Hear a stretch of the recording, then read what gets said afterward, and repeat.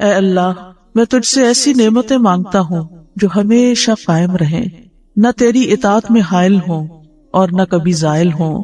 اے اللہ میں تجھ سے تنگی کے دن کی نعمت اور جنگ کے دن کے امن کا سوال کرتا ہوں۔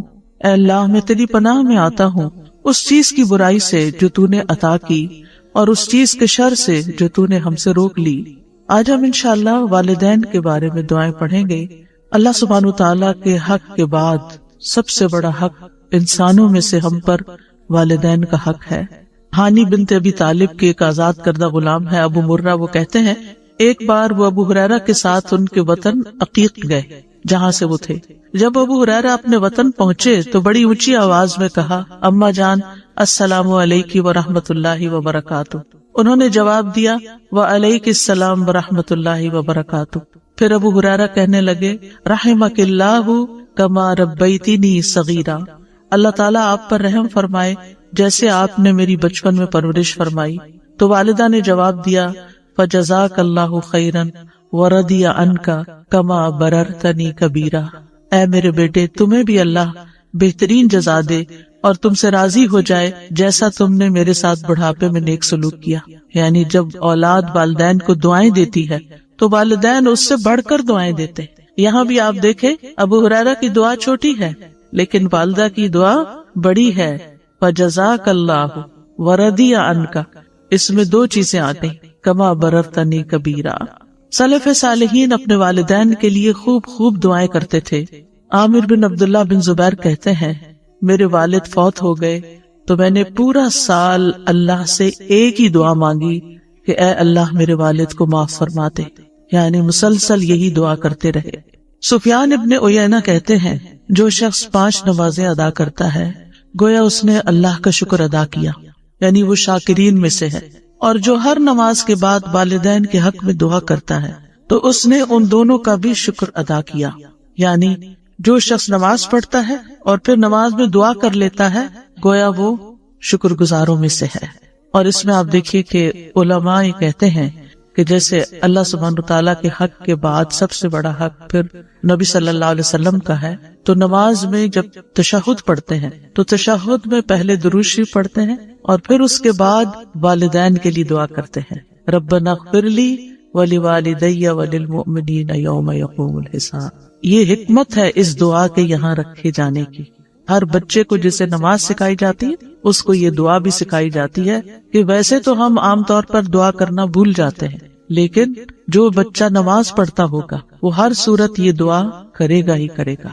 اور اس طرح اولاد کی دعاؤں میں ماں باپ ہمیشہ جب تک وہ زندہ ہیں شامل رہیں گے، چاہے والدین زندہ ہیں یا والدین فوت ہو چکے ہیں، ہر 2 صورت میں والدین کے لیے دعا کرنی چاہیے۔ ان کی اگر کوئی سختی یا ان سے کسی قسم کی کوئی ناگوار صورتحال زندگی میں پیش بھی آئی تو بھی والدین اس بات کے حقدار ہیں کہ ان کے لیے دعائیں کی جاتی رہیں، اور جو شکر گزار ہوتا ہے وہی اللہ تعالیٰ کا محبوب ہوتا ہے۔ اور شیطان کا کام کیا ہے؟ اس کا کیا کہنا تھا، وَلَا تَجِدُ أَكْثَرَهُمْ شَاكِرِينَ، کہ تو انسانوں کی اکثریت کو شکر گزار نہیں پائے گا۔ بلکہ ہونا یہ چاہیے کہ جہاں آپ کی کوئی ضرورت اٹکے، جہاں آپ کو کوئی پریشانی لاحق ہو، اتنی ہی والدین کے لیے دعائیں زیادہ بڑھا دیں، کثرت کے ساتھ دعائیں کریں، اور خصوصاً سجدوں میں، یعنی آپ باندھ لیں کہ کس وقت آپ نے لازماً یہ دعا پڑھنی ہے، کیونکہ یہاں پر حکم دیا گیا وَقُلْ رَبِّ ارْحَمْهُمَا كَمَا رَبَّيَانِي صَغِيرًا، کہ یہ کہتے رہیے کہ اے رب ان پہ رحم فرما جیسے انہوں نے مجھے بچپن میں پالا۔ لہذا بہتر یہی ہے کہ نماز میں سجدے میں تسبیحات پڑھنے کے بعد یہ دعا کم از کم ایک دفعہ تو ایک سجدے میں ضرور ہی ہو، اگر زیادہ ہو تو اور بھی اچھا، کیونکہ ان احسنتم لانفسکم، اگر تم نے احسان کیا تو اپنے ہی فائدے کے لیے کیا۔ اور پھر آپ دیکھیے کہ جو شخص والدین کے لیے دعا نہ کرے وہ محروم ہے۔ بعض صحابہ کہتے ہیں والدین کے لیے دعا نہ مانگنا اولاد کی زندگی کو تنگ کر دیتا ہے۔ بعض اوقات بچوں کی جاب نہیں لگتی، بعض اوقات ان کی شادی نہیں ہوتی، بعض اوقات ان کو اور طرح طرح کی مشکلات پیش آتی ہیں۔ ان کو یہی نصیحت کرنی چاہیے، ان کو یہی سبق سکھانا چاہیے کہ وہ اپنے والدین کے ساتھ حسن سلوک کریں۔ وہ ان کے ساتھ اچھے ہوں گے تو اللہ سبحانہ وتعالیٰ ان پر مہربانی کرے گا.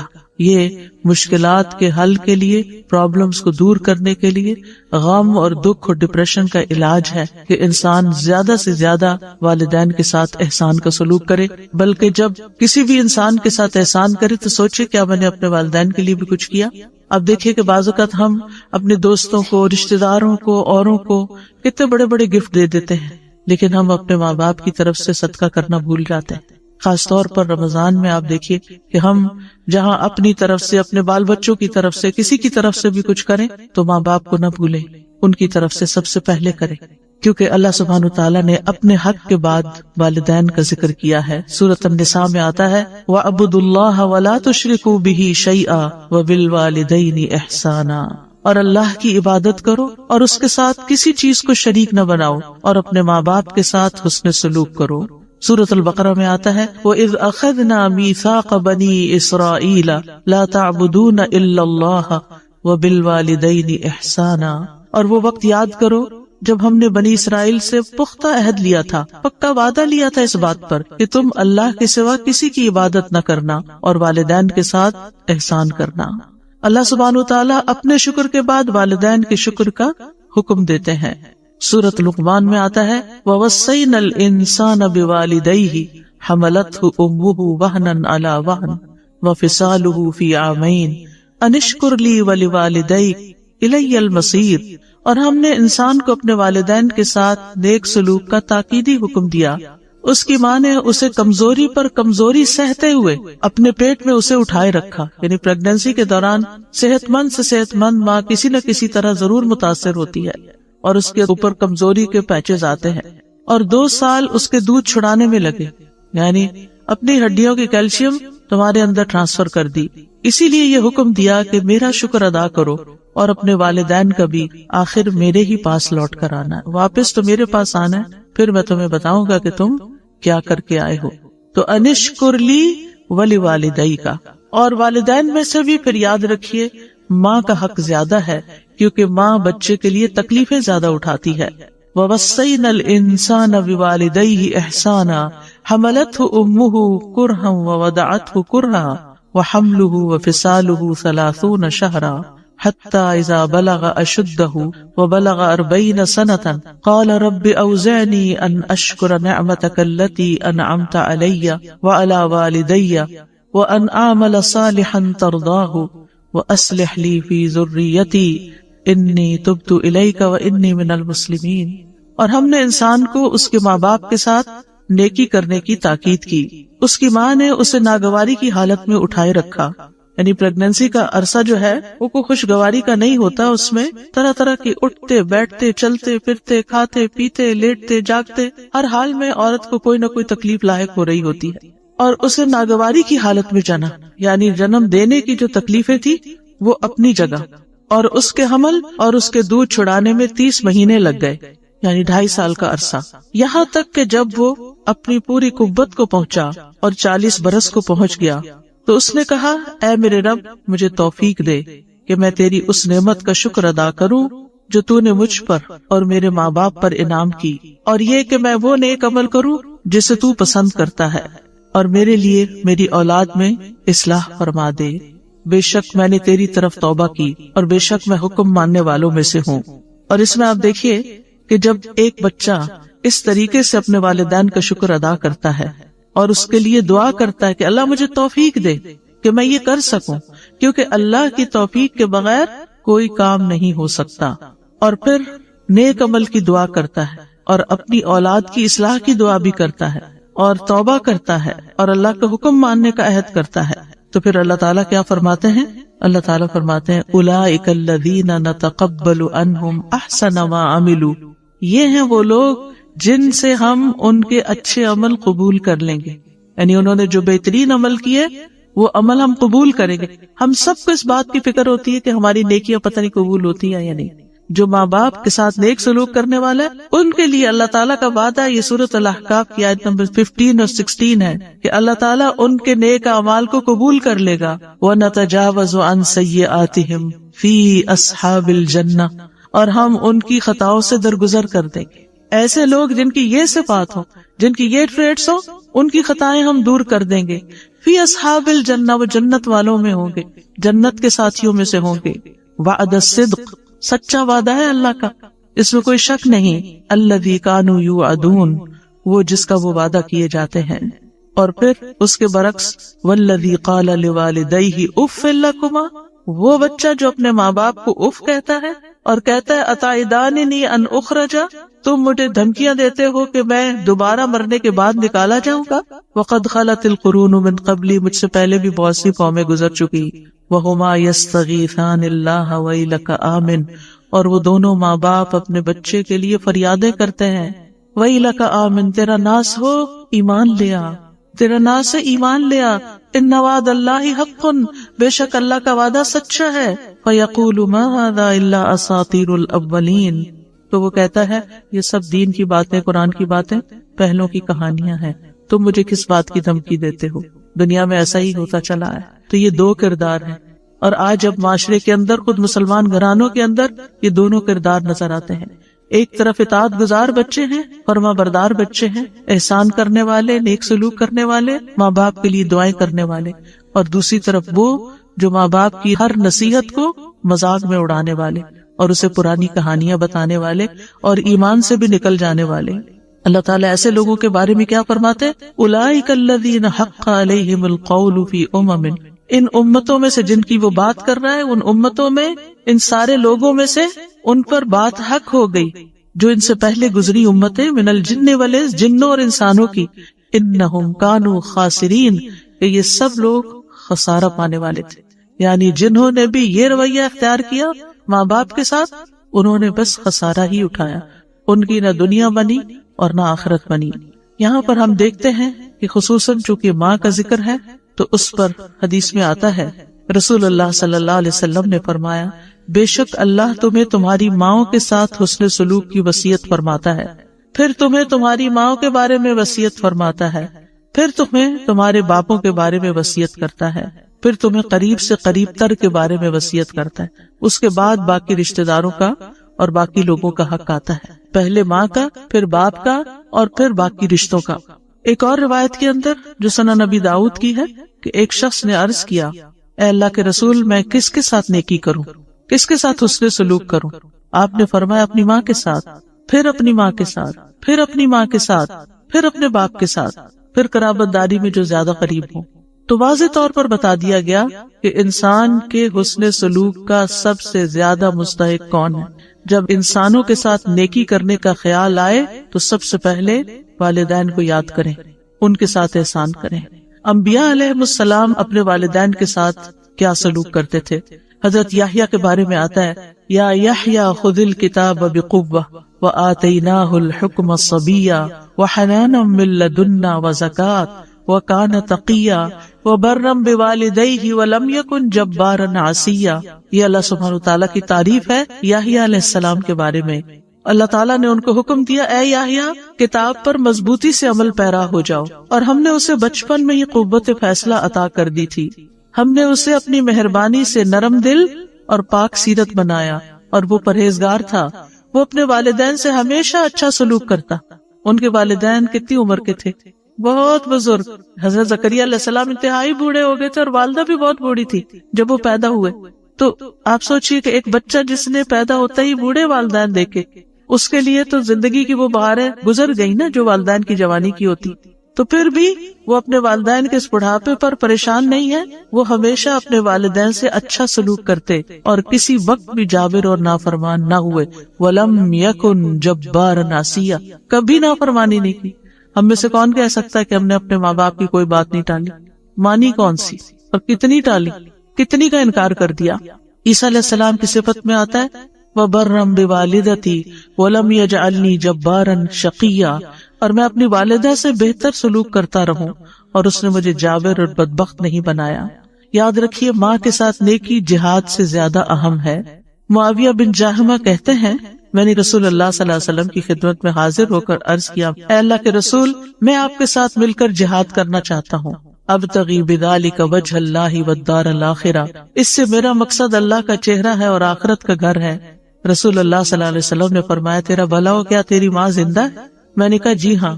آپ نے فرمایا واپس جا کر اس کی خدمت کر۔ پھر میں نے دوسری طرف سے آ کر عرض کیا اے اللہ کے رسول، میں آپ کے ساتھ مل کر جہاد کرنا چاہتا ہوں، ابتغی بذالک وجہ اللہ والدار الاخرہ۔ آپ نے فرمایا تیرا بھلا ہو، کیا تیری ماں زندہ ہے؟ میں نے کہا جی ہاں۔ اے اللہ کے رسول، آپ نے فرمایا واپس جا کے ان کی خدمت کرو۔ تیسری دفعہ پھر ایسا ہی ہوا تو آپ نے تیسری دفعہ بھی ان کو یہی حکم دیا، اور اس کے ساتھ مزید یہ کہا وَيْحَكَ إِلْزَمْ رِجْلَهَا فَثَمَّ الْجَنَّةُ، تیرا بھلا ہو، اس کے قدموں میں پڑے رہو، جنت وہی ہے۔ جنت چاہیے نا، نیکی چاہیے، تو جاؤ ان کی خدمت کرو۔ والدین سے حسن سلوک سب سے افضل عمل ہے۔ رسول اللہ صلی اللہ علیہ وسلم سے پوچھا گیا سب سے افضل عمل کیا ہے؟ آپ نے فرمایا وقت پہ نماز پڑھنا اور والدین کے ساتھ نیک سلوک کرنا، پھر اللہ کے راستے میں جہاد کرنا۔ یہ ہے ترتیب نیک اعمال کی۔ بعض لوگ اپنے رشتوں کو بھول جاتے ہیں، والدین کی کیئر ہی نہیں کرتے اور نیکی کے کام کرنے میں دوڑتے پھرتے ہیں، تو سب سے بڑی نیکی چھوڑ کر اس سے اگلے درجے پہ جانا، یہ تو پھر اپنی خواہش کی بات ہے۔ ایک شخص نے جہاد میں جانے کی نبی صلی اللہ علیہ وسلم سے اجازت مانگی۔ آپ نے پوچھا کیا تمہارے والدین زندہ ہیں؟ اس نے جواب دیا ہاں۔ آپ نے فرمایا فَفِيهِمَا فَجَاهِدْ، جاؤ ان دونوں میں جہاد کرو، یعنی جاؤ ان کی خدمت کرو، وہاں تمہارا جہاد ہے۔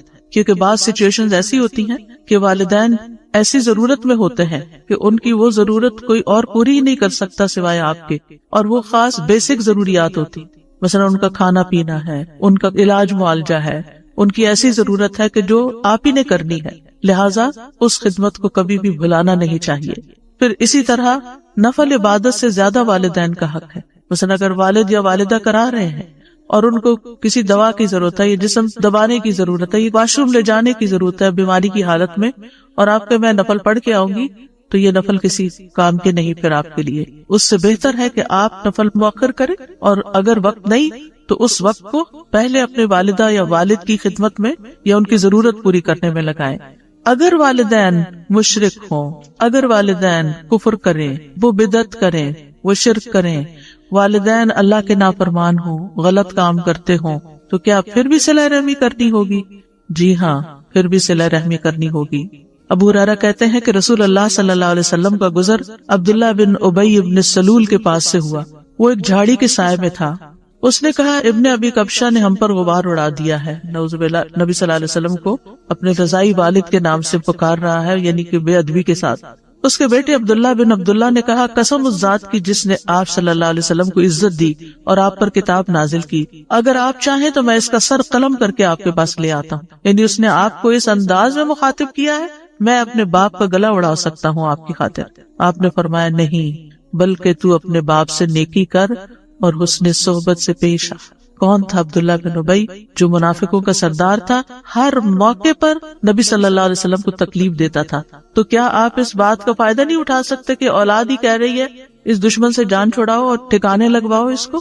لیکن نہیں، اس والد کے ساتھ بھی آپ نے حسن سلوک کا حکم دیا، کیونکہ بہت سے بچے جو دین پڑھ جاتے ہیں ماں باپ سے ملنا جلنا چھوڑ دیتے ہیں، یہ کہہ کر کہ نہیں ان کے طور طریقے جو ہیں وہ اسلامی نہیں ہیں، وہ بچوں پہ غلط انفلوئنس کرتے ہیں۔ ٹھیک ہے، آپ احتیاط ضرور کریں، لیکن ان کی ضروریات بھی پوری کریں، اور ان کو اگر کسی بھی خدمت کی ضرورت ہے تو وہ خدمت بھی کریں۔ مشرک والدین کے ساتھ بھی صلہ رحمی کا حکم ہے۔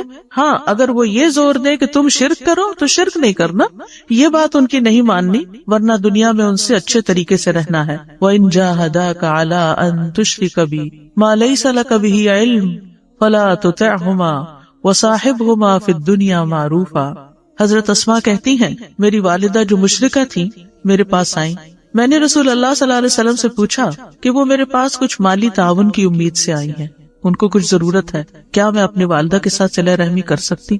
یعنی وہ شرک پر ہے لیکن مجھ سے کچھ پیسے چاہتی ہیں۔ آپ نے فرمایا ہاں، اپنی والدہ کے ساتھ صلہ رحمی کرو۔ یہاں سے ایک اور نقطہ بھی نکلتا ہے کہ بعض اوقات عورت اپنے ذاتی مال میں سے اگر ماں باپ کو کچھ دینا چاہتی ہے تو شوہر صاحب اعتراض کر دیتے ہیں کہ تم ان کو کچھ نہیں دے سکتی، تم ان کو کال نہیں کر سکتی، تم ان کو سلام دعا نہیں کر سکتی۔ یہ قطع رحمی کی انتہائی بدترین صورت ہے کہ بیوی کو روک دیا جائے کہ ماں باپ کو سلام بھی نہ کرے، بیوی کو روک دیا جائے کہ وہ ان پہ خرچ بھی نہ کرے اگر اس کا اپنا ذاتی مال ہے۔ ٹھیک ہے، اگر شوہر کا مال ہے تو شوہر سے پوچھنا ہوگا، لیکن اگر اس کا اپنا ذاتی مال ہے، کوئی ذاتی چیز ہے کوئی اس کے کپڑے ہے، جیولری ہے، کوئی کیش ہے، وہ اپنی والدہ کو دینا چاہتی ہے تو اس کو اسلام نے کھلی اجازت دی ہے کہ وہ ان کو دے سکتی. یہاں آپ دیکھیں نبی صلی اللہ علیہ وسلم حضرت اسماء کو اجازت دے رہے کہ وہ اپنے مشرک والدہ کے ساتھ حسن سلوک کرے، ان کو مال دیں. تو پھر مسلم والدین کا کتنا حق ہوگا. اور پھر اگر کسی بھی وجہ سے عورت ہو یا مرد، یہاں حضرت اسماء ایک عورت ہے اور وہ اپنی والدہ کو دینا چاہتی ہیں تو ان کو اجازت دی گئی.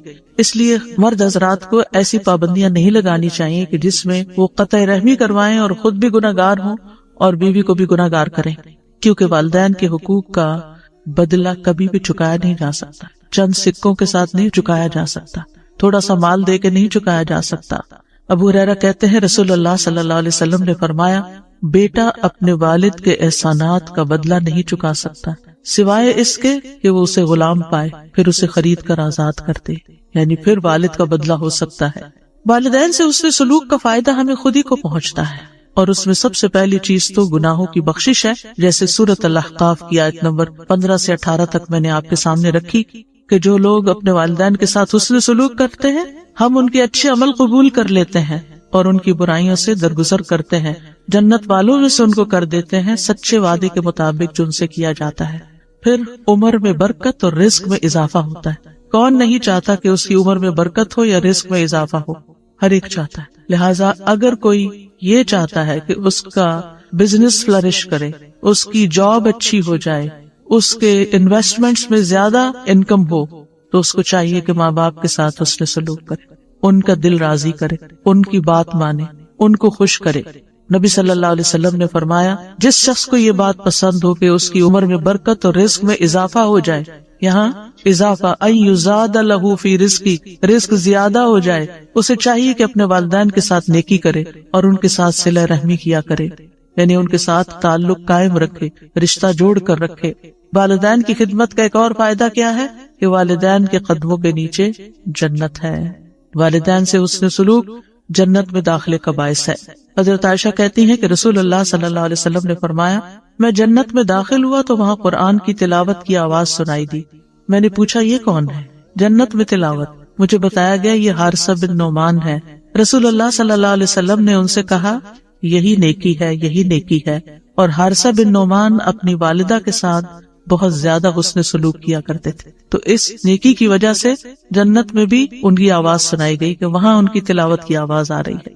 یعنی جو لوگ نیک سلوک کرتے ہیں اپنے ماں باپ سے، ان کا تذکرہ وہاں بھی ہوتا ہے. اور اس کے برعکس والدین سے نافرمانی کے نقصانات کیا ہیں؟ سب سے پہلے یہ کہ یہ تو ہے ہی حرام کاموں میں سے.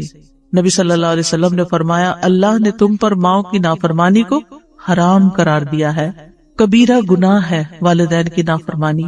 نبی صلی اللہ علیہ وسلم سے کبیرہ گناہوں کے بارے میں پوچھا گیا تو آپ نے فرمایا اللہ کے ساتھ کسی کو شریک ٹھہرانا اور ماں باپ کی نافرمانی کرنا. والدین کی نافرمانی کرنے والا ملعون ہے. رسول اللہ صلی اللہ علیہ وسلم نے فرمایا اللہ ایسے شخص پر لعنت کرے، یعنی وہ رحمت سے دور ہو جائے، جس نے اپنے والدین کی نافرمانی کی، یعنی ایک جائز بات نہیں مانی یا ان کو گالی دی، برا بھلا کہا. والدین کے نافرمان کی کوئی عبادت قبول نہیں ہوتی. رسول اللہ صلی اللہ علیہ وسلم نے فرمایا 3 لوگ ہیں جن کی نہ فرض عبادت قبول ہوتی ہے نہ نفل قبول ہوتی ہے. ان میں سے ایک والدین کا نافرمان اور بد سلوک، یعنی بات بھی نہیں مانتا اور سلوک بھی اچھا نہیں کرتا. دوسرے احسان جتانے والا. تیسرے تقدیر کو جھٹلانے والا. پھر والد کی ناراضگی اللہ کی ناراضگی ہے. نبی صلی اللہ علیہ وسلم نے فرمایا رب کی رضامندی باپ کی رضامندی میں ہے اور رب کی ناراضگی باپ کی ناراضگی میں ہے. والدین کی نافرمانی سے عمر گھٹ جاتی ہے. کعب کہتے ہیں اللہ اس بندے کو جلد ہلاک کر دیتا ہے جو اپنے ماں باپ کا نافرمان ہوتا ہے تاکہ اس کو جلدی عذاب دے سکے، یعنی قبر میں اور آگے آخرت میں. اور جب بندہ اپنے والدین کا فرما بردار ہوتا ہے تو اللہ اس بندے کی عمر کو بڑھا دیتا ہے تاکہ وہ نیکی اور خیر میں اور زیادہ اضافہ کر سکے. یعنی جتنی جتنی انسان کی عمر لمبی ہوتی ہے اس کو نیکی کرنے کے زیادہ موقع مل جاتے ہیں. اتنے رمضان زیادہ اس کی زندگی میں، اتنی نمازیں اس کی زندگی میں زیادہ، اتنی قرآن کی تلاوت، صدقہ خیرات بڑھتا ہی چلا جاتا ہے. سلف صالحین کہتے ہیں جو اپنے والدین کی نافرمانی کرتا ہے اس کی اولاد بھی اس کی نافرمان بن جاتی ہے. والدین کے نافرمان کے لیے قبر میں بھی سزا ہے. عوام بن حوشب رضی اللہ عنہ یہ صحابی ہیں. وہ کہتے ہیں میں ایک دفعہ کسی بستی میں گیا، وہاں پڑاؤ کیا اس کے پاس ایک قبرستان تھا. عصر کی نماز کا وقت ہوا تو وہاں سے ایک قبر پھٹی، یعنی قبر کھل گئی اور ایک آدمی نمودار ہوا. اس کا سر گدھے کی سر کی طرح تھا اور جسم انسان کے جسم کی طرح تھا. وہ 3 دفعہ ہینگا یعنی گدھے کی آواز نکالی، پھر قبر اس کے اوپر مل گئی. تو گاؤں میں ایک عمر رسیدہ عورت اون کاٹ رہی تھی. تو ایک عورت نے کہا وہ بوڑھی عورت دیکھ رہے ہو؟ میں نے کہا ہاں. اسے کیا ہے؟ اس نے کہا وہ اس کی ماں ہے. میں نے پوچھا اس کا قصہ کیا ہے؟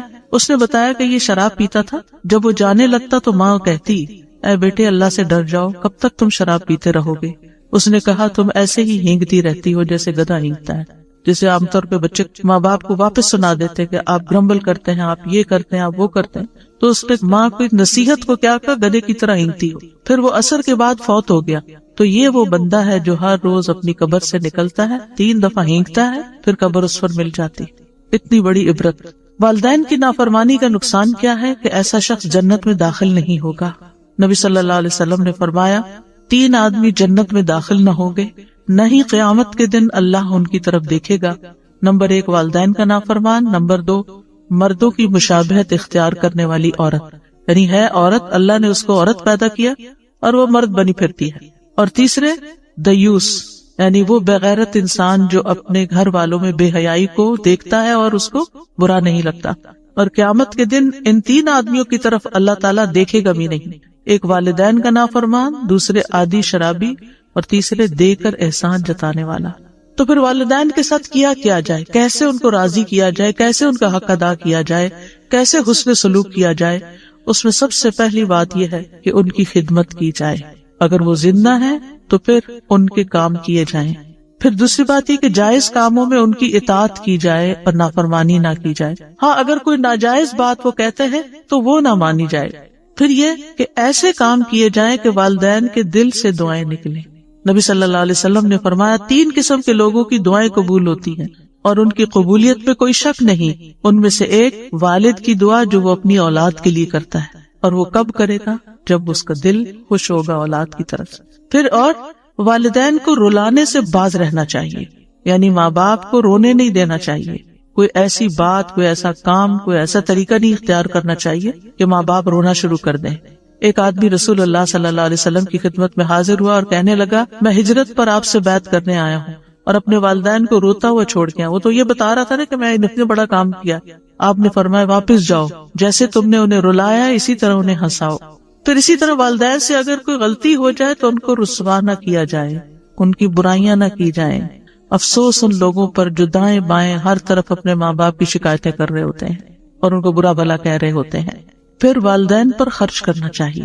قرآن مجید میں اللہ تعالیٰ فرماتے سورۃ البقرہ میں 215 یسألونک ماذا ينفقون قل ما انفقتم من خیر فللوالدین والاقربین والیتامى والمساکین وابن السبیل وما تفعلوا من خیر فإن اللہ بہ علیم.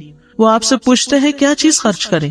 کہو تم خیر میں سے جو بھی خرچ کرو تو وہ ماں باپ اور زیادہ قرابت والوں اور یتیموں اور مسکینوں اور مسافروں کے لیے، اور تم نیکی میں سے جو کچھ بھی کرو گے بے شک اللہ اسے خوب جاننے والا ہے. یعنی جب خرچ کرنے لگو تو پہلے ماں باپ کا حصہ، پہلے ان کی ضروریات دیکھو. اگر وہ ضرورت مند ہے تو پہلے انہیں دو اور پھر کسی اور کو دو. بعض اوقات ہم چیریٹی کے کاموں میں خوب دیتے رہتے ہیں، اس مسکین کو دے رہے ہیں، اس غریب کو دے رہے ہیں، اس فقیر کو دے رہے ہیں، اس کام میں لگا رہے ہیں، اس کام میں لگا رہے ہیں، اور ماں باپ منہ دیکھ رہے ہیں، وہ اپنی ضروریات کے لیے ترس رہے ہیں. اور پھر بعض بچے تو ضد لگا دیتے ہیں وہ فلاں بھائی دینا، میں ہی کیوں دوں؟ نہیں، جتنا ان کو دو گے اس سے زیادہ واپس آئے گا تمہارے پاس. پھر بعض یہ کہتے ہیں ان کے پاس تو آلریڈی بہت کچھ ہے، بھلے ہو پھر بھی ہمارا کام ہے دینا. بعض کہتے ہیں ہم ان کو دیتے ہیں پھر وہ آگے صدقہ کر دیتی ہیں، بھلے صدقہ کرتی رہیں. بعض کہتے ہیں ہم ان کو دیتے ہیں اور وہ فلاں خالہ کو یا فلاں پپی کو دے دیتی ہیں جن سے ہماری نہیں بنتی. نہ بنے آپ کی، وہ جس کو چاہے دیں. اس میں ہمیں یہ نہیں دیکھنا چاہیے کہ ہماری پسند یا ہماری چوائس کیا ہے یا ہمیں کیا فائدہ ہو رہا ہے اس سے. ہمیں بس سب سے بڑا فائدہ یہ کہ ہمارے رب کا حکم پورا ہو رہا ہے اور وہ راضی ہو رہا ہے. وہ اس پیسے سے آگے جو بھی کرے، الا یہ کہ اگر آپ سمجھے کہ کسی حرام کام میں لگا رہے ہیں تو وہ اور بات ہے، ورنہ ادروائز اگر آپ صدقہ بھی کرنا چاہتے تو آپ ان کے ہاتھ میں دیں، آپ صدقہ کیجیے. اور اگر وہ دنیا سے گزر چکے ہیں تو ان کی طرف سے پھر وہ جو زندگی میں آپ ان کو دیتے تھے نا، تو مرنے کے بعد بھی آپ ان کی طرف سے صدقہ کرتے رہیں. کیونکہ زندگی میں تو والدین کے ساتھ بعض اوقات بچے کہتے ہیں کہ چلو ماں باپ ہم سے خوش ہوں گے تو ہمیں بھی کچھ ملے گا، یا اچھا فیل کرتے ہیں، لیکن جب وہ فوت ہو جاتے ہیں اور آنکھوں سے اوجھل ہو جاتے ہیں اور اپنے ہاتھوں سے ان کو دفنا کے آ جاتے ہیں تو پھر اس وقت ہم آہستہ آہستہ بھولنے لگتے ہیں. نہیں، ان کو تب بھی نہیں بھولنا اور ان کی طرف سے صدقہ خیرات کرتے رہنا ہے. پھر یہ کہ اگر اپنے پاس نہیں تو ایسی صورت میں کمائی کر کے، محنت کر کے ان پہ خرچ کیا جائے.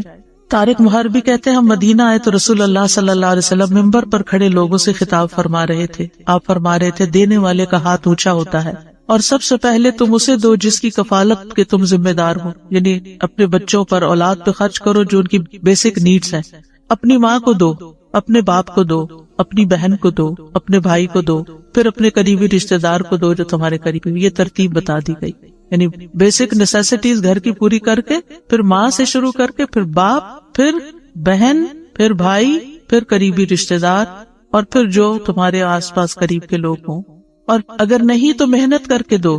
دہمس ایک بزرگ تھے، وہ پیٹ کے مسالے بنانے والے کارخانے میں کام کرتے تھے اور اس کے بدلے ان کو 1/3 درہم ملتا تھا. جب شام ہوتی تو وہ پھل خریدتے، پھر اس کو لے کر اپنی والدہ کی طرف آتے اور انہیں پیش کرتے. یعنی تھوڑا سا ہی ہوتا تھا لیکن اس تھوڑے میں سے بھی ماں کے لیے حصہ نکالتے. پھر یہ کہ والدین کی بات کان لگا کے سننی چاہیے، توجہ سے سننی چاہیے. محمد بن سیرین اپنی والدہ کے لیے جب لباس خریدتے تو سب سے زیادہ نرم لباس خریدتے تھے. جب عید آتی تو اپنی والدہ کا لباس خود رنگتے بھی تھے اور اپنی آواز کو کبھی اپنی والدہ پر بلند نہ کرتے تھے.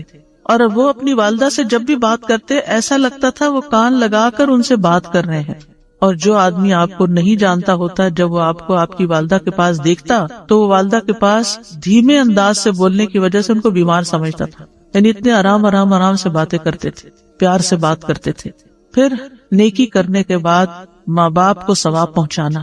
ربیع بن خثیم راستے سے تکلیف دہ چیز کو ہٹاتے اور کہتے یا اللہ اس کا اجر میری والدہ اور میرے والد کو ملے. ان کو تو مل ہی گیا جس نے نیکی کی، لیکن چھوٹے چھوٹے کاموں کا ثواب بھی اپنے ماں باپ کو بھیجتے، کیونکہ وہ عقل مند لوگ تھے. ان کو پتا تھا کہ ان کے لیے جو کریں گے اس کا تو کئی گنا زیادہ لوٹ کر واپس آئے گا ہماری ہی طرف. تو وہ اس کو اپنی سعادت سمجھتے تھے. والدین دنیا سے چلے جائیں تو پھر بھی ان کے حقوق ادا کرنے چاہیے. سب سے پہلے تو ان کے لیے دعائیں. رسول اللہ صلی اللہ علیہ وسلم نے فرمایا مرنے کے بعد انسان کے اعمال کا سلسلہ منقطع ہو جاتا ہے سوائے 3 چیزوں کے جن کا ثواب میت کو پہنچتا رہتا ہے. صدقہ جاریہ کہ جو انسان اپنی زندگی میں خود اپنے ہاتھ سے اپنا مال کسی صدقہ جاریہ کے پروجیکٹ میں لگا جائے، جب تک وہ پروجیکٹ چلتا رہتا ہے آپ کو ثواب پہنچتا رہے گا.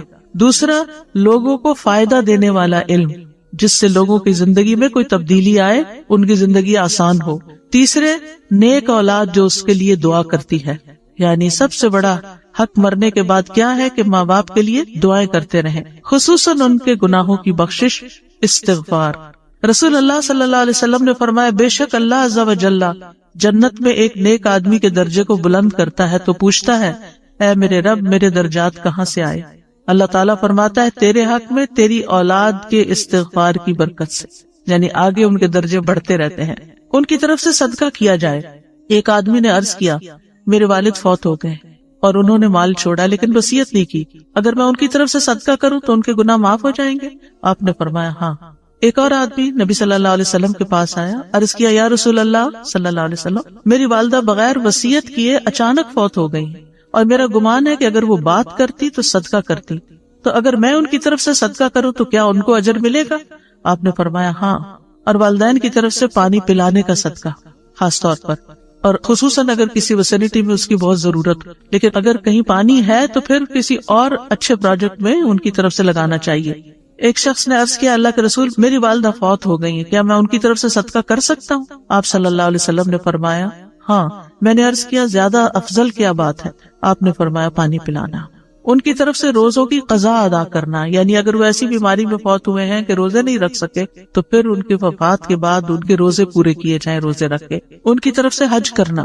ایک خاتون نے حج کی نظر مانی لیکن کر نہ سکی، انتقال ہو گیا تو بیٹی نے نبی صلی اللہ علیہ وسلم کی خدمت میں آ کر پوچھا کیا میں ان کی طرف سے حج کر لوں؟ آپ نے فرمایا ہاں تم ان کی طرف سے حج کر سکتی.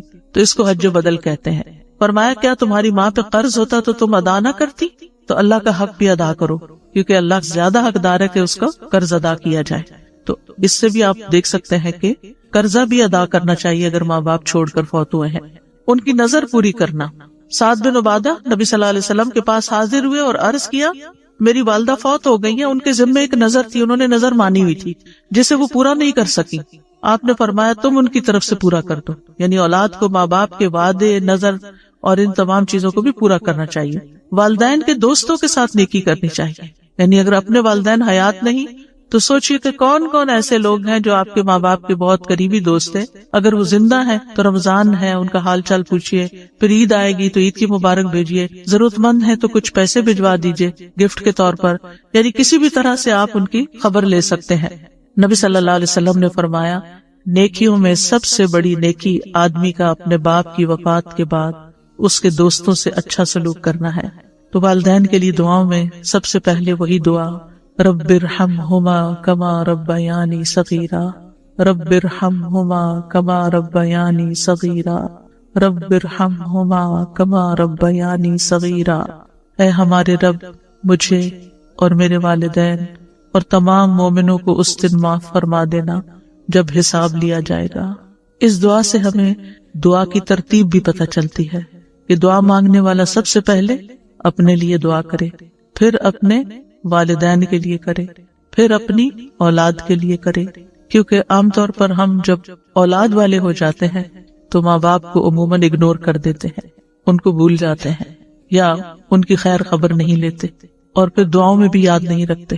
بچہ بیمار ہے اس کے لیے دعا کر رہے ہیں، کوئی پاس نہیں ہو رہا، امتحان کے لیے اسٹرگل کر رہا ہے اس کے لیے دعا کریں، جاب نہیں ہے بچے کے لیے دعا کریں، شادی نہیں، بچے بچے بچے، ہر وقت بچے، اور ماں باپ اس میں اگنور ہو جاتے ہیں۔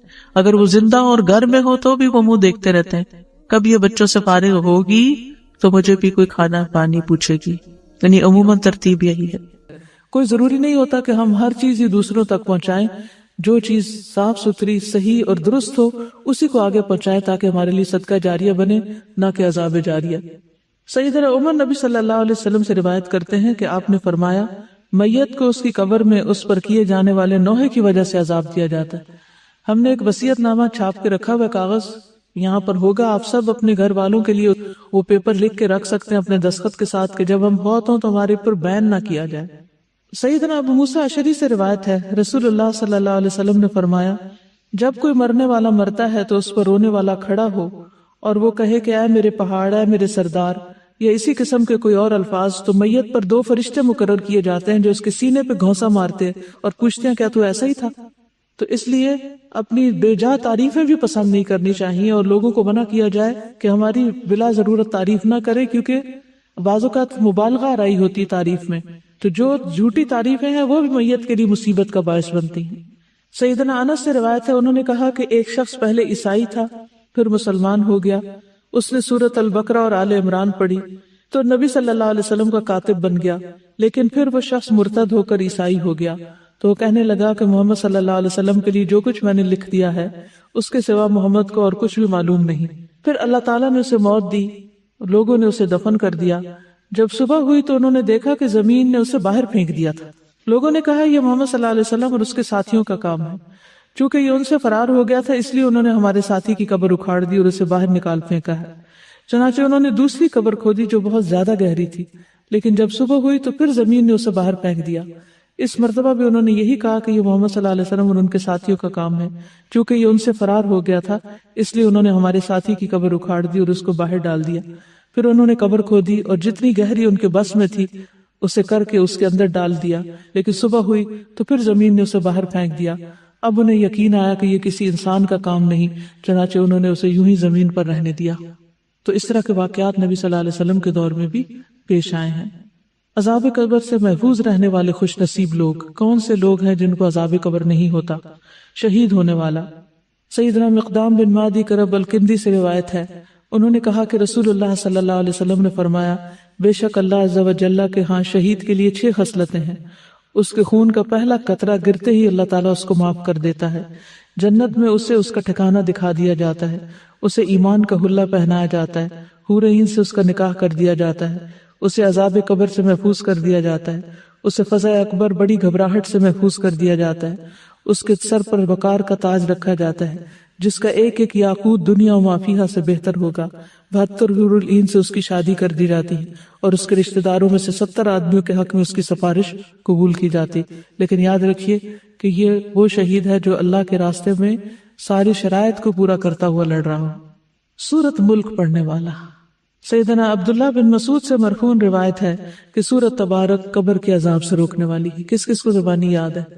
ماشاءاللہ ایک بڑی تعداد کو. دن میں ایک دفعہ کم از کم ضرور پڑھیں اور رات کو سوتے ہوئے پڑھ لیں تو کیا ہی اچھا ہے. اور اگر یاد نہیں تو آپ دیکھ کے بھی پڑھ سکتے ہیں. اور دیکھنے کے لیے اگر آپ بیٹھ کے نہیں پڑھتے کہ بیٹھ کے یعنی آپ کو نیند آ رہی ہے کچھ، تو الہدا کی جو ایپس بنی ہوئی ہیں، اپلیکیشنز ہیں اسمارٹ فونز کے اندر، اس میں سونے جاگنے کے آداب کی اپلیکیشن ہے. تو اس اپلیکیشن میں جو سورۃ الملک اور سورۃ السجدہ اور زمر اور بنی اسرائیل ہے جو نبی صلی اللہ علیہ وسلم رات کو پڑھتے تھے وہ بھی ہیں اور ان کے آڈیو بھی ہے.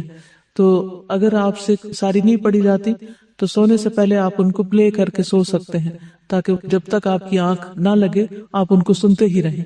یعنی کوشش کرنی چاہیے کہ جتنا پڑھ سکے پڑھے، لیکن اگر ہمت نہ ہو تو جتنا سن سکے اتنا سن بھی لیں. لیکن سورۃ ملک تو کم از کم اپنے منہ سے بول کے پڑھے، اسے صرف سننے پر اکتفا نہ کریں. پیٹ کے مرض سے فوت ہونے والا. سلیمان بن سرد اور خالد بن اطرفہ بیٹھے ہوئے تھے کہ ایک ایسے شخص کا ذکر کیا گیا جو پیٹ کی بیماری سے مرا. تو ان میں سے ایک نے دوسرے سے کہا، کیا تم نے یہ بات نہیں سنی یا تمہیں یہ بات نہیں پہنچی کہ رسول اللہ صلی اللہ علیہ وسلم نے فرمایا جو شخص پیٹ کی بیماری میں مبتلا ہو کر مرے اسے ہرگز عذاب قبر نہیں ہوگا. دوسرے نے کہا کیوں نہیں؟ یعنی یہ بھی ایک اچھی علامت ہے. سرحد کی حفاظت کرنے والا. سیدنا سلیمان نبی صلی اللہ علیہ وسلم سے روایت کرتے ہیں کہ آپ نے فرمایا ایک دن اور ایک رات سرحد پر پہرا دینا ایک مہینے کے روزوں اور اس کے قیام سے افضل ہے. ایسا روزے دار جو افطار نہیں کرتا اور ایسا قیام کرنے والا جو تھکتا نہیں. اور اگر وہ اللہ کی راہ میں سرحد کی حفاظت کرتے ہوئے فوت ہو جائے تو اس کے اچھے عمل اس پر جاری رکھے جائیں گے یہاں تک کہ وہ دوبارہ اٹھایا جائے اور وہ قبر کے عذاب سے بچا لیا جاتا ہے. جمعے کے دن یا رات کو فوت ہونے والا، اس کی بھی دعا مانگنی چاہیے کہ اللہ ہمیں جمعے کی موت نصیب فرما. سیدنا عبداللہ ابن عمر سے روایت ہے، انہوں نے کہا کہ رسول اللہ صلی اللہ علیہ وسلم نے فرمایا جو مسلمان جمعے کے دن یا جمعے کی رات کو فوت ہو جائے گا اللہ اسے قبر کی آزمائش سے بچا لے گا. اب یہ قبر کے سوال اور جواب کا چارٹ ہے پورا. اس میں آپ سوال بھی دیکھ رہے ہیں اور جواب بھی دیکھ رہے ہیں. یہ جتنی بھی حدیثیں تھیں صحیح، ان سب میں جو جو سوال آئے ہیں، جو جو جواب آئے ہیں، جو فرشتے کہتے ہیں اور جو انجام ہوگا وہ ساری لکھ دی گئی ہیں. اس کو آپ خود بھی پڑھ سکتے ہیں لیکن پڑھیے گا ضرور. اب آخر میں ہم دعا کر لیتے ہیں. آخر میں ہے اچھی موت کے حصول کی دعائیں. میں دعا پڑھوں گی، آپ سب آمین کہیں گے اور دعا دیکھتے بھی جائیے جو میں پڑھ رہی ہوں، ٹھیک ہے؟ سبحان اللہ والحمد للہ ولا الہ الا اللہ واللہ اکبر ولا حول ولا قوة الا باللہ العلی العظیم. فاطر السماوات والارض انت ولی فی الدنیا والآخرہ توفنی مسلما والحقنی بالصالحین. ربنا افرغ علینا صبرا وتوفنا مسلمین. ربنا فاغفر لنا ذنوبنا وكفر عنا سيئاتنا وتوفنا مع الأبرار. رب هب لي حكما وألحقني بالصالحين. اللهم توفنا مسلمين وأحينا مسلمين وألحقنا بالصالحين غير خزايا ولا مفتونين. اللهم ارزقني شهادة في سبيلك واجعل موتي في بلد رسولك صلى الله عليه وسلم. اللهم بعلمك الغيب وقدرتك على الخلق احيني ما علمت الحياة خيرا لي وتوفني اذا علمت الوفاة خيرا لي. اللهم اصلح لي ديني الذي هو عصمة امري واصلح لي دنياي التي فيها معاشي واصلح لي آخرتي التي فيها معادي واجعل الحياة زيادة لي في كل خير واجعل الموت راحة لي من كل شر. اے اللہ بے شک میں تیری پناہ لیتا ہوں مکان کے نیچے دب کر مرنے سے، اور میں تیری پناہ لیتا ہوں اوپر سے نیچے گر کر ہلاک ہونے سے، اور میں تیری پناہ لیتا ہوں ڈوب کر مرنے سے اور جلنے سے اور ازحد بوڑھا ہو جانے سے، اور میں تیری پناہ لیتا ہوں اس سے کہ شیطان مجھے موت کے وقت بدحواس کر دے، اور اس بات سے تیری پناہ لیتا ہوں کہ میں تیرے راستے میں پیٹھ پھیر کر مروں، اور اس بات سے تیری پناہ لیتا ہوں کہ زہریلے جانور کے ڈسنے سے میں مر جاؤں. اے اللہ بے شک میں تجھ سے نیکیاں کرنے اور برائیوں کو ترک کر دینے کا سوال کرتا ہوں، اور جب تو لوگوں کو فتنے میں مبتلا کرنے کا ارادہ کرے اور میں ان میں موجود ہوں تو مجھے فتنے سے بچا کر اپنے پاس بلا لینا۔ عذاب قبر سے حفاظت کی دعائیں۔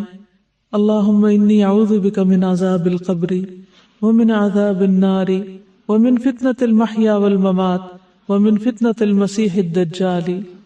اے اللہ، بے شک میں قبر کے عذاب سے، آگ کے عذاب سے، زندگی اور موت کے فتنے سے اور مسیح دجال کے فتنے سے تیری پناہ لیتا ہوں۔ اے اللہ، بے شک میں کاہلی، شدید بڑھاپے، بزدلی، بخل، دجال کے فتنے اور قبر کے عذاب سے تیری پناہ لیتا ہوں۔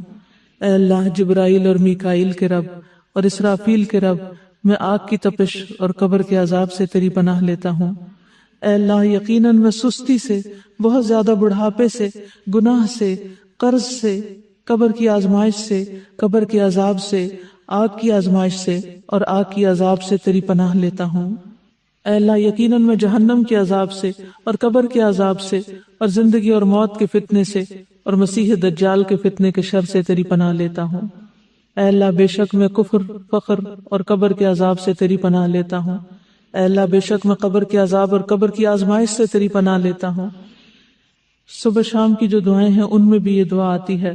ہم نے اور تمام دنیا نے اللہ کے لیے شام کی، اور ساری تعریفیں اس اللہ کے لیے ہیں جس کے سوا کوئی معبود نہیں، وہ اکیلا ہے، اس کا کوئی شریک نہیں، اسی کے لیے بادشاہت ہے اور اسی کے لیے تعریف ہے، اور وہ ہر چیز پر پوری قدرت رکھنے والا ہے۔ اے اللہ، میں تجھ سے اس رات کی بھلائی کا سوال کرتا ہوں اور اس رات کے شر سے اور اس کے بعد کے شر سے تیری پناہ لیتا ہوں۔ اے اللہ، بے شک میں سستی اور بڑھاپے کی برائی سے تیری پناہ لیتا ہوں۔ اے اللہ، بے شک میں آگ میں عذاب اور قبر میں عذاب سے تیری پناہ لیتا ہوں۔ میت کی بخشش کی دعا تو ہم پہلے کر چکے ہیں۔ اے اللہ، اس کو بخش دے۔ کسی بھی اپنے رشتہ دار کی بخشش کی دعا مانگے۔ اے اللہ، اس کو بخش دے اور اس پر رحم فرما اور اسے عافیت عطا فرما اور اس سے درگزر فرما اور اس کی بہترین مہمان نوازی فرما اور اس کی قبر کو کشادہ فرما، اسے پانی، اولوں اور برف سے دھو دے اور اسے خطاؤں سے اسی طرح صاف کر دے جس طرح تو سفید کپڑے کو میل کچیل سے صاف کرتا ہے، اور اسے اس کے گھر کے بدلے بہتر گھر عطا فرما، اس کے گھر والوں سے بہتر گھر والے عطا فرما، اس کے زوج سے بہتر زوج عطا فرما، اسے جنت میں داخل فرما، اسے قبر کے عذاب سے اور آگ کے عذاب سے بچا لے۔ میت کے لیے فتنہ قبر سے بچنے کی دعا، یعنی کسی بھی جو آپ کے رشتہ دار قبر میں ہیں ان سب پہ نیت کر کے یہ دعا کریں۔ اللہم ان فلان ابن فلان فی ذمتک فقہ فتنۃ القبر، بچے کو عذاب قبر سے محفوظ رکھنے کی دعا۔ اللہم اعذہ من عذاب القبر، ربنا آتنا فی الدنیا حسنۃ وفی الآخرۃ حسنۃ وقنا عذاب النار، اللہم انی اسألک العافیۃ فی الدنیا والآخرہ، ربنا اغفر لی ولوالدی وللمؤمنین یوم یقوم الحساب، ربنا لا تزغ قلوبنا بعد اذ ہدیتنا وہب لنا من لدنک رحمہ انک انت الوہاب، ربنا انک جامع الناس لیوم لا ریب فیہ ان اللہ لا یخلف المیعاد، ربنا وآتنا ما وعدتنا علی رسلک ولا تخزنا یوم القیامہ انک لا تخلف المیعاد، اللہم لا تخزنی یوم القیامہ، اللہم لا تخزنی یوم القیامہ، اللہم لا تخزنی یوم القیامہ، اللہم انی اعوذ بک من ضیق الدنیا و ضیق یوم القیامہ۔ اے اللہ، بے شک میں تیری پناہ لیتا ہوں دنیا کی تنگی سے اور قیامت کے دن کی تنگی سے۔ یا اللہ پاک، یہ جتنی بچیاں قرآن پڑھ گئی ہیں ان استقامت عطا فرمانا، ان کو بہترین عمل کی توفیق عطا فرمانا، ہر قسم کی اخلاقی برائیوں سے بچانا، ان کی عاقبت اچھی کر دینا، اس علم کو انہیں دوسروں تک پہنچانے کی توفیق دینا، خالص اپنی رضا کے لیے، کسی بھی دنیاوی فائدے کی لالچ کے بغیر اور دنیاوی فائدے اٹھانے کے بغیر۔ یا رب العالمین، تو ہم سب کی عاقبت اچھی کر دے۔ یا اللہ، یہ جو تیرا پیغام آگے پہنچایا ہے، اللہ یہ مشن، یہ سلسلہ جاری رہے، تو اس کی حفاظت فرما، تو اس کے بہترین وارث پیدا فرما دے۔ یا رب العالمین، تو ہماری کوتاہیوں سے درگزر فرما، اللہ ہمیں ہماری برائیوں سے بچا۔ یا رب العالمین، تو ہمیں قبر کے عذاب سے، جہنم کے عذاب سے اور مسیح الدجال کے فتنے سے محفوظ رکھنا۔ یا اللہ، ہمارے والدین پر اپنی رحمت فرما، جو بیمار ہیں انہیں صحت عطا فرما، جو دکھی ہیں ان کے دکھ دور فرما دے۔ یا اللہ، جس نے بھی جس دعا کے لیے کہا ہے ان کی دعائیں قبول فرما۔ یا اللہ، جنہوں نے پڑھایا، جنہوں نے پیپر چیک کیے، جنہوں نے سرٹیفکیٹس بنائے، جنہوں نے مجلس کا اہتمام کیا، جنہوں نے سارے انتظامات کیے، اللہ ان سب کو بہترین جزائے خیر دے۔ جتنے لوگ اپنا گھر بار چھوڑ کر آئے ہیں اور جو اپنا مال اور جان اس رستے میں لگائی ہے، اللہ ان کی بھی کوششیں قبول فرما، یا اللہ ان کے خواب پورے فرما۔ جو بھی یہ تیرے دین کی خدمت کرنا چاہتے ہیں ان کے لیے راستے آسان فرما دے۔ یا اللہ ہم سب کو صحت کاملہ عطا فرما۔ یا اللہ ہمیں بار بار ایسے موقع عطا فرما جہاں ہم اپنے ایمان کو زیادہ بہتر کر سکیں۔ یا اللہ تو ہماری ساری خطاؤں سے درگزر فرما۔ اللہم اغفر لنا ما قدمنا وما اخرنا وما اسررنا وما اعلنا وما انت عالم به منا، ربنا تقبل منا انك انت السميع العليم وتب علينا انك انت التواب الرحيم، وصلی اللہ تعالی علی خیر خلقہ محمد وعلی آلہ واصحابہ واہل بیتہ اجمعین۔ ربنا تقبل منا ربنا تقبل منا انك انت السميع العليم وتب علينا انك انت التواب الرحیم۔ یا رب جو کچھ کیا تو اسے اپنے لیے قبول فرما لے، اور آئندہ بھی زیادہ سے زیادہ علم عطا فرما۔ رب زدنی علما رب زدنی علما، اللہ ہمارے نفع مند علم میں اضافہ فرما۔ اللہ ہم ہر لمحہ علم میں آگے بڑھتے رہیں اور درجات کی بلندیوں تک پہنچیں، اور اس کی حفاظت بھی فرمانا۔ یا اللہ ہمارے والدین پر رحم فرما، جنہوں نے ہمیں پیدا کیا، پالا پوسا، ہمارے لیے تکلیفیں برداشت کی، ہمیں سکھایا پڑھایا۔ رب زدنی علما رب زدنی علما رب ارحمہما کما ربیانی صغیرا رب ارحمہما کما ربیانی صغیرا۔ یا اللہ ہم آئندہ بھی آپ سے خیر کی دعا کرتے ہیں، ہر طرح کا خیر تو ہم پر جاری کر دے۔ رب انی لما انزلت الی من خیر فقیر، اللہ ہم ہر خیر کے محتاج ہیں، اللہ تو ہمیں اپنی ہر خیر سے نواز۔ یا رب ہمیں بہترین اولاد عطا فرما، بہترین رشتہ دار عطا فرما۔ یا اللہ تو نے ہمارے رشتہ دار بنائے، ہمارے لیے ہمارے گھروں میں سکون پیدا کر دے۔ یا اللہ تو ہم سب کو معاف کر دے، ہم سب پر رحم فرما، تو بہترین رحم کرنے والا ہے۔ یا اللہ تو ہم سب کے لیے اپنے پاس جنت میں گھر بنا دے۔ رب ابن لی عندک بیتا فی الجنہ، یا رب العالمین دنیا میں بھی ہمیں سچائی کے مقام پہ داخل کر، اور سچائی کے مقام سے ہی نکال، اور اپنے پاس سے مددگار قوتیں فراہم کر۔ نیکی کے جس کام کو ہم لے کر چلے ہیں یا اللہ اس کو قبول کر لے، اور اس کے اندر بے پناہ برکتیں ڈال دے، اور اس خیر میں دن بدن اضافہ ہوتا چلا جائے۔ یا رب العالمین تو ہمیں جہاں بھی لے جا برکت کے ساتھ لے جا۔ یا اللہ ہم چاہے اپنے گھر کے اندر ہوں چاہے کہیں باہر ہوں، یا اللہ ہر جگہ ہم پر اپنی برکتوں کا نزول فرما۔ رب انزلنی منزلا مبارکا وانت خیر المنزلین۔ یا رب العالمین ہر طرح کے حاسدوں سے، مفسدوں سے، ہمارے دشمنوں سے ہمیں محفوظ رکھنا۔ رب انصرنی علی القوم المفسدین، اللہ سب سے بڑے دشمن سے محفوظ رکھنا۔ رب اعوذ بک من ہمزات الشیاطین واعوذ بک رب ان یحضرون۔ یا رب شیطان کی اکساہٹوں سے بچانا، یا اللہ اس بات سے بھی بچانا کہ وہ ہمارے پاس آئیں اور ہمارے اندر وسوسے ڈالے۔ یا رب العالمین تو ہمیں بخش دے، تو ہم پر رحم فرما۔ اللہ ہمیں اور ہماری اولادوں کو نماز کا پابند بنا دے۔ یا اللہ تو ہماری دعائیں سن لے، ہماری اولاد کو ہدایت دے دے۔ اللہ ہمارے پیچھے انہیں ہمارا صدقہ جاریہ بنا دے۔ اللہ ان کی نسلوں میں ایمان کو باقی رکھ۔ یا رب العالمین ہمیں بھی بخش دے، ہمارے والدین کو بخش دے، ہماری اولادوں کو بخش دے، ہمارے عزیزوں دوستوں رشتہ داروں کو بخش دے، اور قیامت کے دن سارے مومنوں کو بخش دے۔ یا رب العالمین تو ہمیں دنیا میں بھی اور آخرت میں بھی صالحین کا ساتھ عطا فرما، اور ہمیں جنت کے وارثوں میں شامل کر دے، اور ہمیں قیامت کے دن رسوا نہ کرنا۔ اللہ اپنی ساری نعمتوں پر ہمیں شکر ادا کرنے والا بنا، جو تو نے ہمیں عطا کی، ہمارے والدین کو عطا کی، اور ہمیں اپنی رحمت کے ساتھ نیک بندوں میں شامل کر لینا۔ یا اللہ ہماری اولاد کی اصلاح کر دے، اللہ انہیں ایمان نصیب فرما، یا اللہ انہیں تقوی عطا کر، انہیں حیا عطا کر، تو ان کی حفاظت فرما۔ یا اللہ ان کے ایمان کی حفاظت فرما، اللہ انہیں ہمارا اطاعت، اللہ ان کے دل بدل دے، اللہ انہیں اپنے گھروں کے اندر سکون دے، وہ باہر سکون نہ تلاش کریں۔ یا رب العالمین تو ہمارے بچوں کو گھروں کے اندر سکون دے، وہ گھروں کے باہر نہ جائیں۔ یا رب العالمین اپنے دین کے اندر اعتماد دے، وہ اس دین سے باہر نہ جائیں۔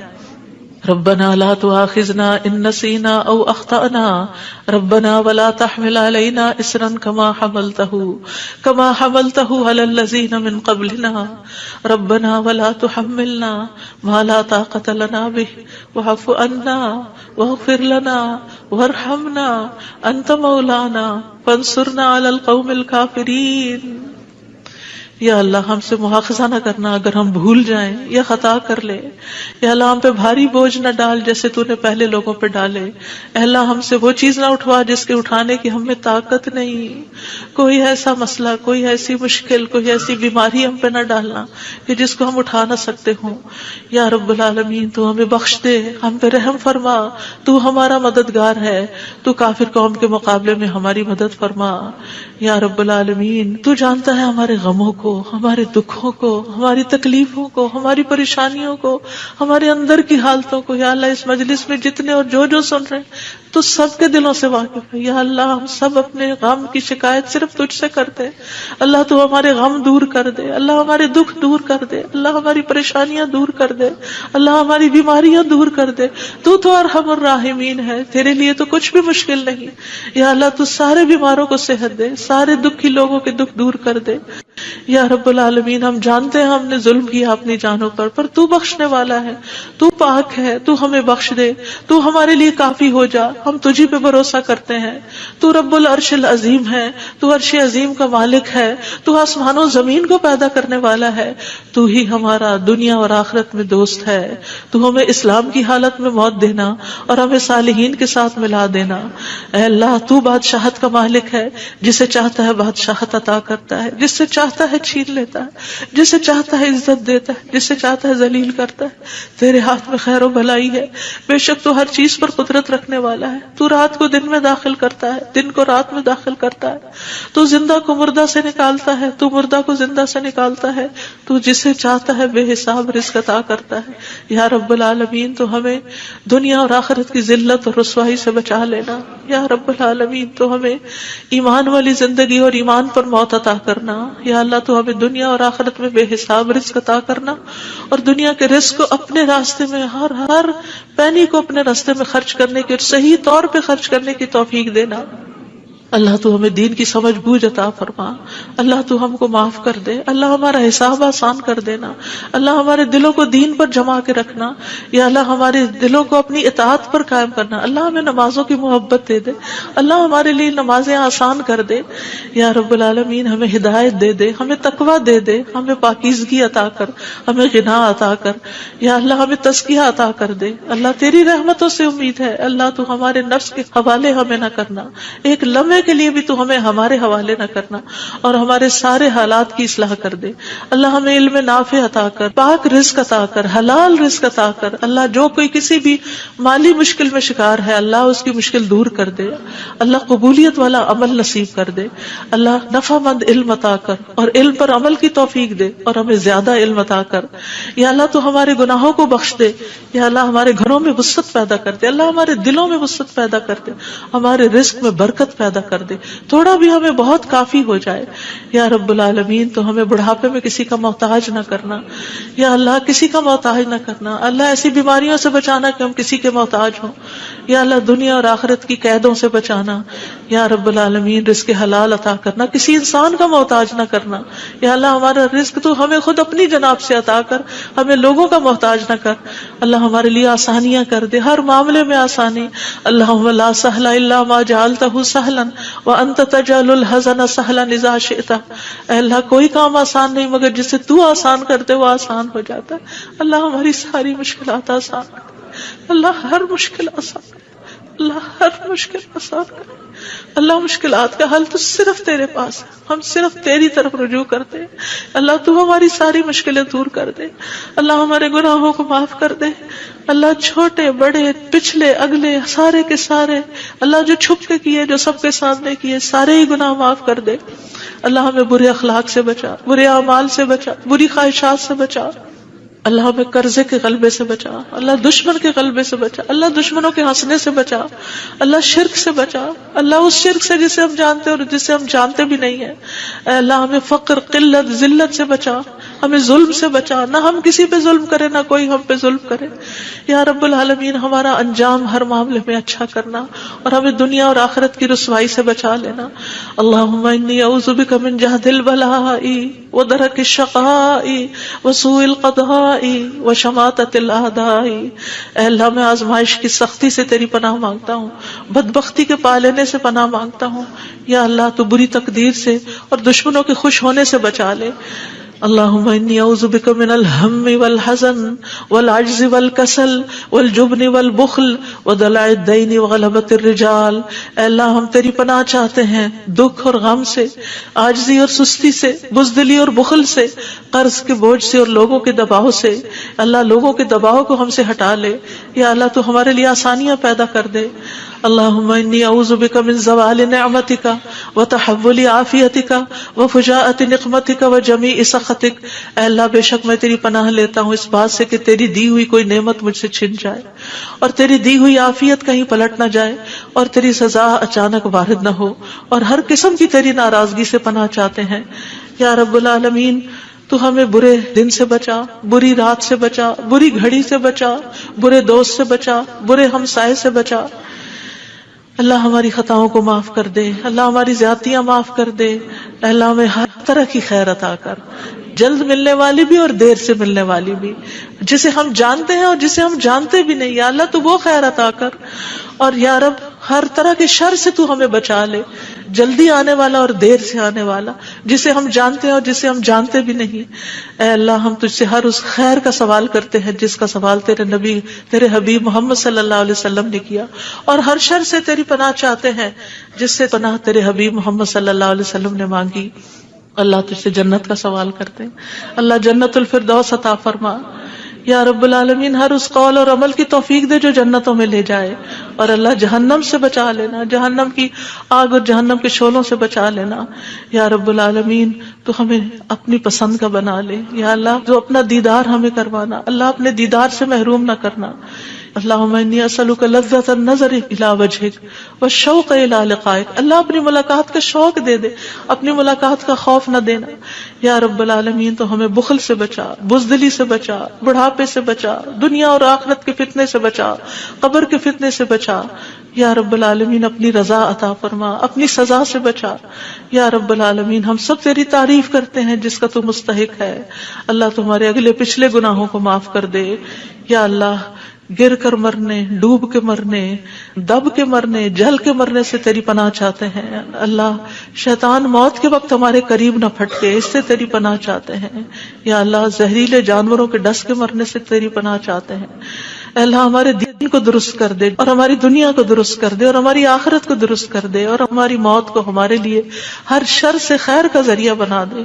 یا اللہ ہم تجھ سے سوال کرتے ہیں نیکیاں کرنے کا، برائیاں چھوڑنے کا، اللہ ہمیں توفیق دے، مسکینوں سے محبت عطا کر دے ہمیں۔ یا رب العالمین جب کسی قوم کی آزمائش کا ارادہ تو ہمیں اس سے بچا لینا، اللہ ہم تیری محبت مانگتے ہیں، اور ہر اس شخص کی محبت جو تجھ سے محبت کرتا ہے، ہر اس کام کی محبت مانگتے ہیں جس سے تو محبت کرتا ہے۔ یا رب العالمین تو اختلافات میں ہمیں سیدھی راہ دکھانا، ہمیں بھٹکنے سے بچانا، ہمیں منفی خیالات سے بچانا، ہمیں ہمارے نفس کے شر سے بچانا، عاجزی اور سستی سے بچانا، بخل اور جبن سے بچانا، یا اللہ بزدلی سے بچانا، بڑھاپے سے بچانا، سنگ دلی اور غفلت سے بچانا، مفلسی اور ذلت اور مسکنت سے بچانا، فقر اور کفر اور فسق سے بچانا، شقاق اور نفاق اور اختلاف سے بچانا، ریاکاری اور شہرت سے بچانا۔ یا رب العالمین تو ہمیں ہر طرح کی جسمانی بیماریوں سے، گنگے پن، بہرے پن، اندھے پن، جزام، برس اور بری بری بیماریوں، کینسر اور ہر چیز سے بچا لینا۔ یا اللہ جو مبتلا ہو چکے ہیں انہیں شفا عطا فرما، اللہ سارے بیماروں کو شفا عطا فرما۔ یا اللہ ہمیں برے ہمسائے سے بچانا، یا رب العالمین ہمیں برے ساتھیوں سے بچانا کہ جو ہمیں زندگی میں بوڑھا کر دیں۔ یا رب العالمین تو ہمیں ایسے انسانوں سے بچانا جو ہمیں دھوکہ دیں۔ یا اللہ تو ہمیں اپنا فضل عطا فرما۔ یا اللہ ہم تیرے ہر نام کے ساتھ سوال کرتے ہیں کہ جس کو تو نے اپنے پاس رکھا یا اپنی کتاب میں اتارا یا کسی انسان کو سکھایا یا علم غیب میں رکھا، کہ تو قرآن کو ہمارے دلوں کی بہار بنا دے، ہمارے سینوں کا نور بنا دے، ہمارے غموں کو دور کرنے کا ذریعہ بنا دے، اور ہمارے سارے افکار دور کر دے۔ یا اللہ تو ہمارے دل میں نور، آنکھوں میں نور، کانوں میں نور، دائیں نور، بائیں نور، اوپر نور، نیچے نور، آگے نور، پیچھے نور، ہر طرف نور ہی نور بنا دے اللہ. ہمارے اندر نور، زبان میں نور، پٹھوں میں، گوشت میں، خون میں، بالوں میں، جلد میں، نفس میں، ہر طرف نور ہی نور کر دے یا اللہ. ہمیں روشنیوں میں رکھنا اللہ، ہر طرح کے اندھیروں سے بچانا اللہ. تو ہماری مدد فرمانا، ہمارے خلاف کسی کی مدد نہ کرنا یا اللہ. تو ہمیں اپنا شکر گزار بنا لے، اپنا ذکر کرنے والا بنا دے، اپنی طرف رجوع کرنے والا یا اللہ. ہماری توبہ قبول کر لے اللہ، ہمارے گناہوں کو دھو دے یا اللہ. ہماری زبان کو درست کر دے، ہمارے دل کو ہدایت دے دے، ہمارے دلوں کے کینے اور بغض نکال دے یا رب العالمین. ہمارے سارے قرضے چکا دے یا رب العالمین. ہمیں اپنی رضا سے نواز یا اللہ. ہمیں ایسی نعمتیں عطا کر جو کبھی ختم نہ ہو اللہ. اپنے چہرے کا دیدار نصیب فرمانا اور اپنے ملاقات کا شوق عطا فرمانا یا رب العالمین. ہمیں بہترین دعاؤں کی توفیق عطا فرما اور جو دعائیں ہم تجھ سے کریں تو انہیں قبول فرما لے یا اللہ. ہمارے سارے بوجھ ہم سے دور کر دے، ہمیں آپس میں محبت عطا فرما اللہ. ہمارے گھروں میں محبت پیدا کر دے یا اللہ. ہمارے دوستوں میں، ہمارے اداروں میں، مسجدوں میں، جہاں بھی لوگ مل کے تیرے دین کا کام کرتے ہیں ان کے اندر محبت پیدا کر دے، اتفاق پیدا کر دے، ہر طرح کی فواحش سے بچا لے، ہر طرح کی برائیوں سے بچا لے. اللہم اقسم لنا من خشیتک ما تحول به بیننا وبین معاصیک ومن طاعتک ما تبلغنا به جنتک ومن الیقین ما تهون به علینا مصائب الدنیا. اللہم متعنا باسمائنا وابصارنا وقوتنا ما احییتنا واجعله الوارث منا واجعل ثأرنا على من ظلمنا وانصرنا على من آدانا ولا تجعل مصيبتنا في ديننا ولا تجعل مصيبتنا في ديننا ولا تجعل مصيبتنا في ديننا ولا تجعل الدنيا أكبر همنا ولا مبلغ علمنا ولا تسلط علينا من لا يرحمنا ولا تسلط علينا من لا يرحمنا ولا تسلط علينا من لا يرحمنا. اے اللہ تو ہمیں اپنا ایسا خوف عطا فرما جو ہمارے اور تیری نافرمانی کے درمیان حائل ہو جائے، ایسی اطاعت کی توفیق عطا فرما جو ہمیں تیری جنت تک پہنچا دے، ایسا یقین عطا کر جس سے ہماری دنیا کی مصیبتیں ہم پہ آسان ہو جائیں. اے اللہ جب تک تو ہمیں زندہ رکھے ہمارے کانوں، آنکھوں اور قوتوں سے ہمیں فائدہ پہنچا اور انہیں ہمارا وارث بنا اور ہمارا انتقام اس پہ ڈال جس نے ہم پہ ظلم کیا. ہم پر زیادتی کرنے والوں کے مقابلے میں ہماری مدد فرما، ہمارے دین کے بارے میں ہم پہ مصیبت نہ ڈال، دنیا ہی کو ہمارا سب سے بڑا غم نہ بنا اور دنیا کو ہمارے علم کی انتہا نہ بنا اور کسی ایسے ظالم کو ہم پہ مسلط نہ کرنا جو ہم پہ رحم نہ کرے. یا رب العالمین ہم تجھ سے تیری رحمت کی دعائیں کرتے ہیں. یا حی یا قیوم برحمتک نستغیث یا ذا الجلال والاکرام یا من بیدہ الخیر یا من ہوا علی کل شیء قدیر. لا الہ الا انت سبحانک انی کنت من الظالمین. لا الہ الا اللہ وحدہ لا شریک لہ لہ الملک ولہ الحمد وہو علی کل شیء قدیر. یا اللہ یہ صرف اور صرف تیری توفیق سے ہوا. یا اللہ جتنے بھی آنے والے ہیں سب کا آنا قبول فرما. یا اللہ ان سب کو اس کتاب کی برکتیں نصیب فرما. یا اللہ ان سب دعاؤں کا فیض ان کو نصیب فرما. یا اللہ ہمیں اپنے قریب کر لے، ہمیں اپنے راستے پہ ڈال دے. یا اللہ ہمیں حقیقی کامیابیاں عطا فرما. یا اللہ ہماری اولاد کی مشکلات دور کر دے. یا اللہ جو فوت ہو چکے ہیں ان کی بخشش فرما. اللہ جو ہمارے والدین اور عزیز اور دوست اور رشتہ دار فوت ہو چکے ہیں اللہ ان سب کی بخشش کر. اللہ ان کی قبروں کو نور سے بھر دے. یا اللہ